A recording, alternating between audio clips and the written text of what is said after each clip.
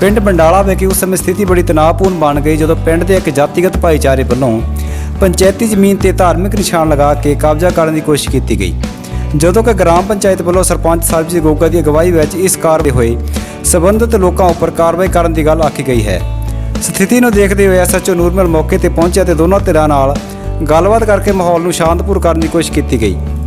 इस बारे जानकारी देते हुए सरजीत सिंह सोनू जनरल सकत्तर ਅਤੇ प्रधान बलबीर सिंह कच्छप राजपूत वैलफेयर सोसाइटी बडाला ने दस्सिया कि बीते साल बाबा मोती राम मेहरा सेवा सभा का गठन किया गया सी ਅਤੇ उन्हां दी यादगार बनाउण लई संसद मैंबर संतोख चौधरी जी नूं एक मंग पत्र भी दिता गया सी, जिस विच बाबा मोती राम मेहरा जी की यादगार बनाउण लई पंचायत पासों जमीन की मंग की गई सी, जिस ते संसद मैंबर वालों यह भरोसा दिता गया सी कि पंचायत राहीं उन्हां दी यह मंग पूरी की जाएगी। पर बार-बार बेनती करने के बावजूद भी सरपंच साहब वालों उन्हां दी इस मंग प्रति कोई भी ध्यान नहीं दिता गया। उन्होंने दावा किया कि पिंड के 10 पंचायत मैंबर वालों सरपंच के नाम एक सिफारशी पत्र भी दिता गया सी, पर फिर भी सरपंच वालों उन्हां दी मंग नहीं मन्नी गई। इस करके उन्होंने मजबूर होकर यह कदम उठाना पिया है। इस बारे जो सरपंच सरबजीत गोगा नाल गलबात की गई तो उन्होंने कहा कि पिछले करीब 2 महीने तो ग्राम पंचायत वालों छप्पड़ नूं पूरन का काम चल रहा है ਅਤੇ ਅੱਜ ਸ਼ਰਾਰਤੀ ਅਨਸਰਾਂ ਵੱਲੋਂ ਧਾਰਮਿਕ ਚਿੰਨ੍ਹ ਲਗਾ ਕੇ ਕਬਜ਼ਾ ਕਰਨ ਦੀ ਕੋਸ਼ਿਸ਼ ਕੀਤੀ ਗਈ ਹੈ ਅਤੇ ਧਾਰਮਿਕ ਚਿੰਨ੍ਹ ਦੀ ਵੀ ਬੇਅਦਬੀ ਕੀਤੀ ਗਈ ਹੈ। ਉਹਨਾਂ ਨੇ ਕਿਹਾ ਕਿ ਪੰਚਾਇਤ ਇਸ ਦੇ ਖਿਲਾਫ ਮਤਾ ਪਾ ਕੇ ਕਾਰਵਾਈ ਕਰਵਾਏਗੀ। ਮੌਕੇ ਤੇ ਪਹੁੰਚੇ ਐਸਐਚਓ ਨੂਰਮਲ ਨੇ ਕਿਹਾ ਕਿ ਦੋਨਾਂ ਧਿਰਾਂ ਨਾਲ ਗੱਲਬਾਤ ਕੀਤੀ ਗਈ ਹੈ ਅਤੇ ਮਾਮਲੇ ਨੂੰ ਹੱਲ ਕਰਨ ਦੀ ਕੋਸ਼ਿਸ਼ ਕੀਤੀ ਜਾ ਰਹੀ ਹੈ। ਮੈਂ ਸਰਜੀਤ ਸਿੰਘ ਸੋਨੂ ਜਨਰਲ ਸਕੱਤਰ ਕੈਸ਼ਪ ਰਾਜਪੂਤ ਵੈਲਫੇਅਰ ਸੁਸਾਇਟੀ ਬਡਾਲਾ। ਅਸੀਂ पिछले साल दसंबर महीने दे विच एक सभा बनाई जिस दा नाम रखा सी असी बाबा मोती राम मेहरा सेवा सभा। उस सभा वालों इत्थे दुध दा लंगर पिछली बार लगाया गया तो उस समय असी मौके दे सांसद मैंबर श्री संतोख सिंह चौधरी दे नाम एक मंग पत्र ये दिता सी कि जिस विच असी अपने बाबा मोती राम मेहरा जी की यादगार इस नगर में स्थापित करने लई पंचायत पासों कुछ जमीन की मंग की सी। उस मंग के तहत असी चौधरी साहब नूं एक मंग पत्र दिता सी ते उस समय चौधरी साहब ने सरपंच साहब नूं ये रिकमेंड किया सी कि इन्हां दी समस्या नूं सुन के इन्हां दा कोई हल कढ़िया जाए तो जल्दी इस समस्या का समाधान किया जाए। उस संबंधी फिर रिमाइंडर भी असी एक बार चौधरी साहब नूं उन्हां दे गृह विखे मिल के दोबारा पूरी सोसाइटी गई तो वो रिमाइंडर चौधरी साहब नूं दिता तो जिस ते चौधरी साहब ने पूरा सानू आसवाशन दिता तो कि तुहाडी ये जिहड़ी मंग आ वो पूर्ण तौर पर पंचायत के राहीं हल की जाऊगी। हुण असी वो मंग पत्र देने तो बाद भी काफ़ी समा बीत जाने तो बाद भी साडी उस मंग पत्र ते सरपंच साहब ने कोई गौर नहीं किया। असी बार बार मिलने की कोशिश की तो सरपंच साहब ने सानू समा भी नहीं दिता तो यही कहा कि असी हजे तुहाडी इस बरादरी नूं थां नहीं देनी चाहे जो मर्जी गल हो। फिर पूरी पंचायत दे विच 10 मैंबर जिहड़े आ 5 मैंबर मौजूदा उन्होंने जी सिफारिश की एक लैटर जी असी सरपंच साहब नूं सौंपी। उस दे तहत भी सरपंच साहब ने कोई आनाकानी की सानू नज़रअंदाज करते हुए सानू एक कदम चुकने लई मजबूर किया।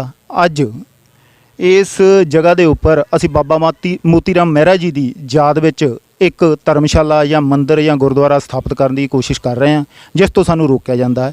धन्यवाद। मैं प्रधान बलबीर सिंह कश्यप राजपूत वैलफेयर सोसाइटी बडाला तो साढ़े सैकटरी साहब ने सारी थानू जो जानकारी दी है असी अपनी मेहरा बरादरी वालों जो एक धर्मशाला का ही इत्थे बनाउणी चाहुंदे सी उहदे संबंध में असीं बार-बार सरपंच साहब नूं मिले आ उन्होंने अपील की भी सानू टाइम दिता जाए। पर बड़ी एक बदकिस्मती नाल कहना पऊगा कि उन्होंने कुछ सलाहकार जिहड़े ना मैंबर पंचायत आ ना कोई होर अहुदेदार आ वो उन्होंने ये कह रहे हैं कि ਆਪਾਂ ਚੌਧਰੀ ਨੂੰ जगह नहीं देनी।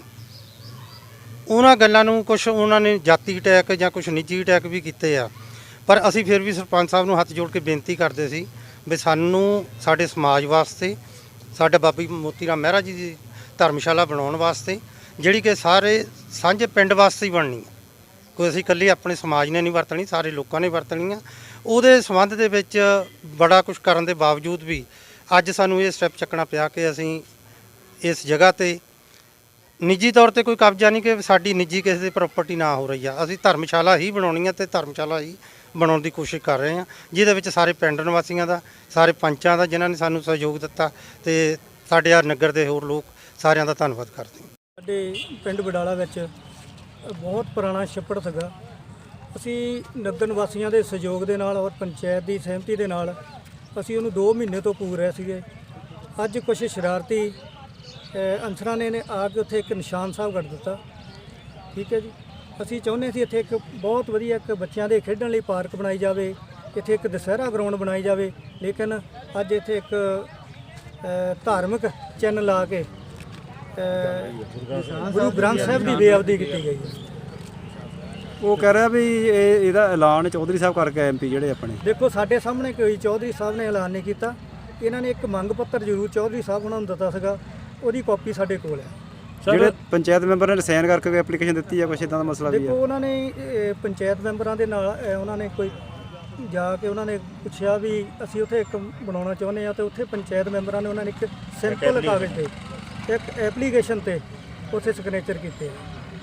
ਤੁਹਾਡੀ ਪੰਚਾਇਤ ਸਾਰੀ ਇੱਕਮਤ ਹੈ ਇਸ ਮਸਲੇ ਤੇ ਤੁਹਾਡੀ? ਬਿਲਕੁਲ ਇੱਕ ਮਤ ਹੈ ਸਰ, ਪਰ ਉਹ ਕਹਿੰਦੇ ਜੀ 10 ਪੰਚਾਂ ਦੇ ਸਾਈਨ ਆ 11 ਦੇ ਵਿੱਚੋਂ ਸਾਡੀ ਜਗ੍ਹਾ ਬਣਾਉਣ ਵਾਸਤੇ। ਦੇਖੋ ਜੀ, ਜਦੋਂ ਪੰਚਾਇਤ ਦਾ ਕੋਈ ਮਤਾ ਪੈਂਦਾ ਆ ਫਿਰ ਪਤਾ ਲੱਗਦਾ ਵੀ ਕਿੰਨੇ ਪੰਚ ਸਹਿਮਤ ਆ ਤੇ ਕਿੰਨੇ ਪੰਚ ਨਹੀਂ ਸਹਿਮਤ। ਪੰਚਾਇਤ ਦੀ ਕੀ ਕਾਰਵਾਈ ਅਗਲੀ ਜੀ? ਪੰਚਾਇਤ ਮਤਾ ਪਾਊਗੀ। ਮਤਾ ਪਾਉਣ ਤੋਂ ਬਾਅਦ ਜਿਨ੍ਹਾਂ ਨੇ ਉੱਥੇ ਨਿਸ਼ਾਨ ਗੱਡਿਆ ਉੱਥੇ ਨਿਸ਼ਾਨ ਸਾਹਿਬ, ਉਹਨਾਂ ਤੇ ਉੱਤੇ ਕਾਰਵਾਈ ਕੀਤੀ ਜਾਊਗੀ। ਇਹ ਜੀ ਇੱਥੇ ਬੰਡਾਲਾ ਪਿੰਡ ਵਿੱਚ ਹੈਗੀ ਇੱਕ ਪੰਚਾਇਤ ਦੀ ਜਗ੍ਹਾ ਹੈਗੀ, ਛੱਪੜ ਸੀਗਾ। ਇਹ ਮਿੱਟੀ ਪਾ ਕੇ ਪੰਚਾਇਤ ਨੂੰ ਭਰ ਕੇ ਤੇ ਇੱਥੇ ਕੋਈ ਪਾਰਕ ਵਗੈਰਾ ਬਣਾਉਣ ਦਾ ਉਹਨਾਂ ਦਾ ਚੱਲਦਾ ਸੀ। ਤੇ ਇੱਥੋਂ ਇੱਕ ਭਾਈਚਾਰਾ ਜਿਹੜਾ ਹੈਗਾ ਇੱਥੋਂ ਦਾ, ਉਹ ਕਹਿੰਦੇ ਸੀ ਵੀ ਸਾਨੂੰ ਵੀ ਇੱਥੇ ਜਗ੍ਹਾ ਦਿਓ, ਅਸੀਂ ਕੋਈ ਧਰਮਸ਼ਾਲਾ ਬਣਾਉਣੀ ਹੈ।